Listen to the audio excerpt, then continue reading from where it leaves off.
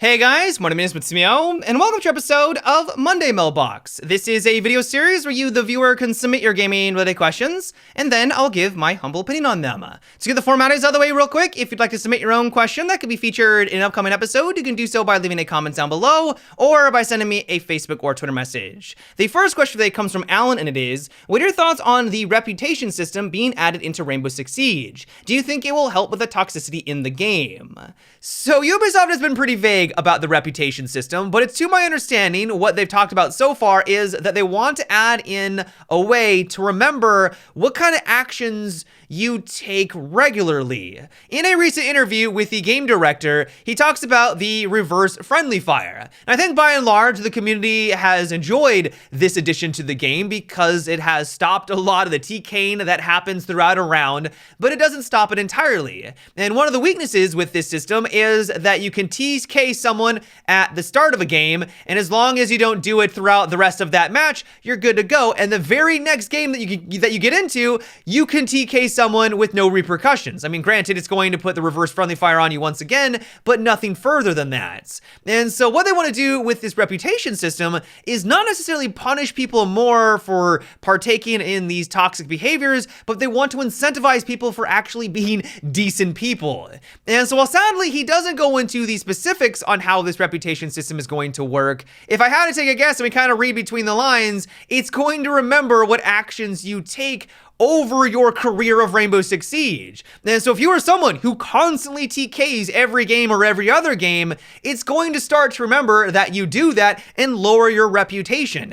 Now, maybe other players will be able to view your reputation score and kind of self-regulate like, wow, this guy is pretty toxic, we should avoid him or at least watch out for him. Or it will just be something that you can view that reflects what kind of player that you are and that you need to improve. I would imagine, because he said that they don't want to necessarily punish people for these actions, they want to incentivize and reward positive behavior, you're not necessarily going to get something taken away from you, but you aren't going to get the rewards for being a good player. And so if you do have a high reputation, I would assume that maybe they're going to give you maybe some cosmetic items at the end of a season, or you'll get bonus renown at the end of a match. And so if you actively have this low reputation, you're not going to be getting those bonuses, and that could be the thing that keeps a lot of people more in line and at least stopping them from doing those kinds of activities. In general, though, I'm really excited to see what Ubisoft does with this. To answer your question, is this going to reduce toxicity?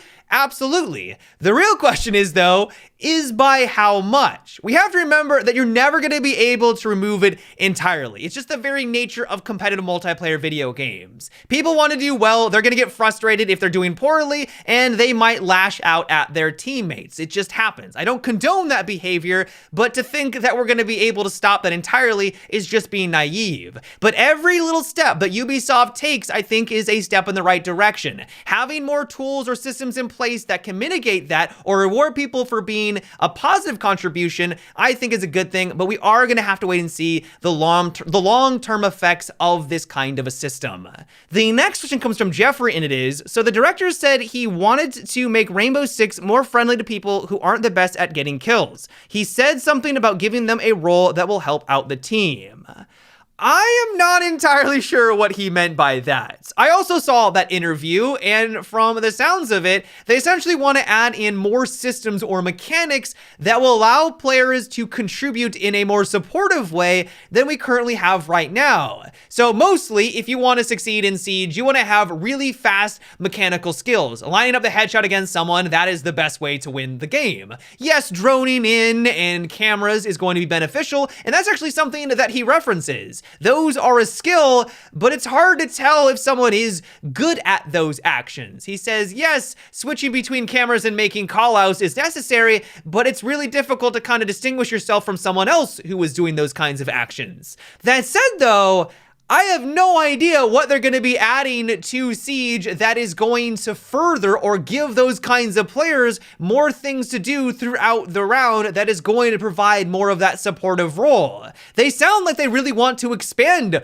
upon this. They want to make it something that people actually get better at, and it's going to make a contribution, but I honestly do not know what they're going to do with this. One thing I did find really interesting about all of this, though, is that they showed this off to the pro players to get their feedback, and the pro players didn't like it whatsoever. The funny thing about it, though, is that the game director basically came out and said that was actually a good thing, that meant that they were on the right track. Now, he did give a justification for why he said this. Basically, pro players want the game to stay the way that it is because they're good at the way the game works right now, and that means that if they add a brand new system, that's going to disrupt that balance a bit, and so they don't like that. But that was something that definitely kind of caught me by surprise. Overall, though, I'm really curious to see what they have in store. I like the idea of having more ways of people being able to support their teams other than just cameras, or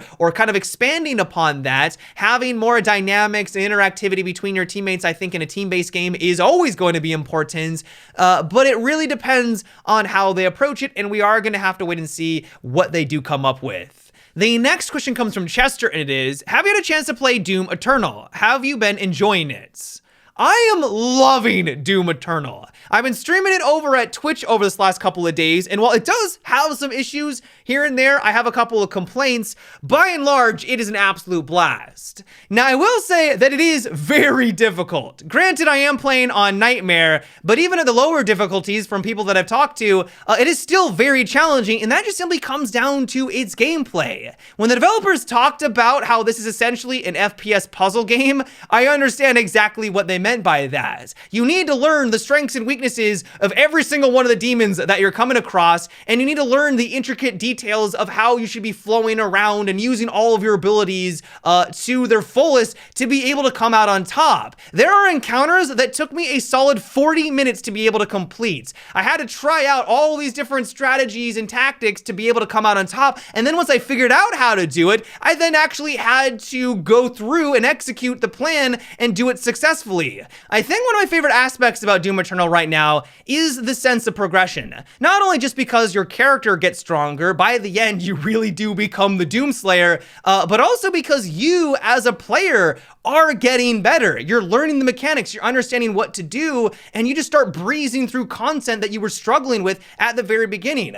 A boss that shows up mid-game that you really struggled for like 30 minutes on, you play it and now it's just a challenge mission that you complete in under 30 seconds. It's that sense of progression as a player that makes it so satisfying. It's one of the reasons why I like Dark Souls in particular. You kind of get that same mechanical mastery that I love.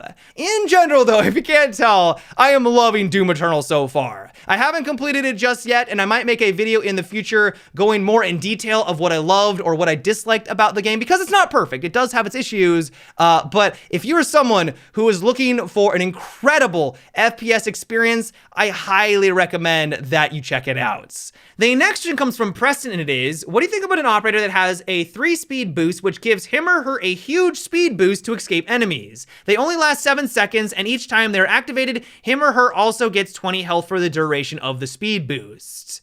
That sounds a lot like Finka, and the funny thing about it is that, to my understanding, this was actually going to be the way that Finka was going to work. We all know that Finka, when she activates her ability, has an incredible amount of different benefits that come with it. Early on, when they were designing Finka as an operator, they had all of these bonuses, and one of them was that she was going to give speed to her entire team. This was when Ashe rushing was really in the meta. Everyone was trying to rush the objective as fast as they could, and having someone like Finka, they quickly realized that that was going to push things too far. We all know speed is a resource. It's very valuable. We've talked about it on numerous occasions on Sunday Mailbox, and so having someone that can make everyone even faster, a 3-speed becomes a 4-speed, would probably be too powerful. Now, thankfully, Ubisoft realized that and removed that component, and now we have the Finka that we do have today.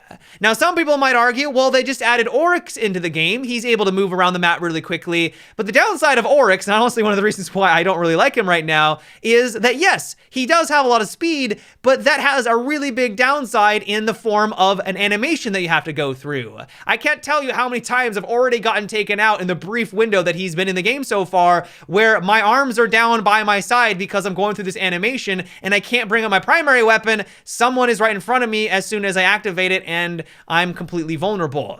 And so with all that being said, I would be very surprised if Ubisoft ever added someone like this into Rainbow Six Siege. The fact that they removed it from Finka a long time ago, then introduced someone who has sort of something like this individually in the form of Oryx, to essentially kind of combine Oryx and Finka together and make essentially a super fast operator. You say that this is so that you can run away defensively, but let's be completely honest. This would be something that you would use offensively. If you know that someone's in the room, you activate it, you fly around the corner at Mach 5, and you take out everyone who was surprised by your extreme speed.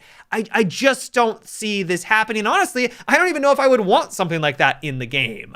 But yeah, guys, that is it for today's episode of Monday Mailbox. I hope you enjoyed.